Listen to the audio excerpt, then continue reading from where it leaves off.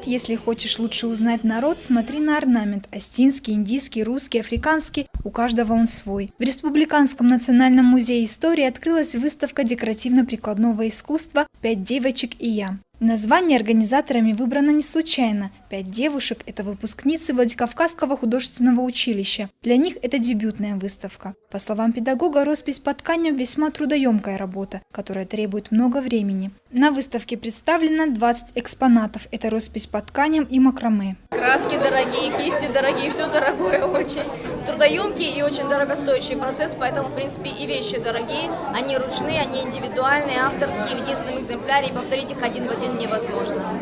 Один из видов декоративно-прикладного искусства – батик. Существует холодный батик и горячий. Он пришел к нам из Индонезии. Батик переводится как рисование горячим воском. У каждой ученицы своя коллекция платков. У Зарины Сабановой – «Сокровище султана», «Орнаментальный вальс», «Персидская сказка», у Натальи Юрковой – «Наследие скифов», «Нарская лягушка», у Гуар Меликян – «Звуки Африки». Ее работа выполнена в технике горячий батик. Мы учимся работать на текстиле и вышивать золотом.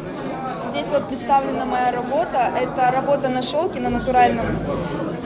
Работа на тему Африка. Я выбрала эту тему, она мне очень нравится, близка мне. И вот эта моя работа называется «Владычица пустыни». Главным центром ее является ящерица. После открытия экспозиции посетителей ждал мини-концерт. Поддержать главных героинь пришли знакомые, друзья и родители. Однокурсники подарили цветы и поздравили с Международным женским днем. Выставка ткани продлится до конца марта.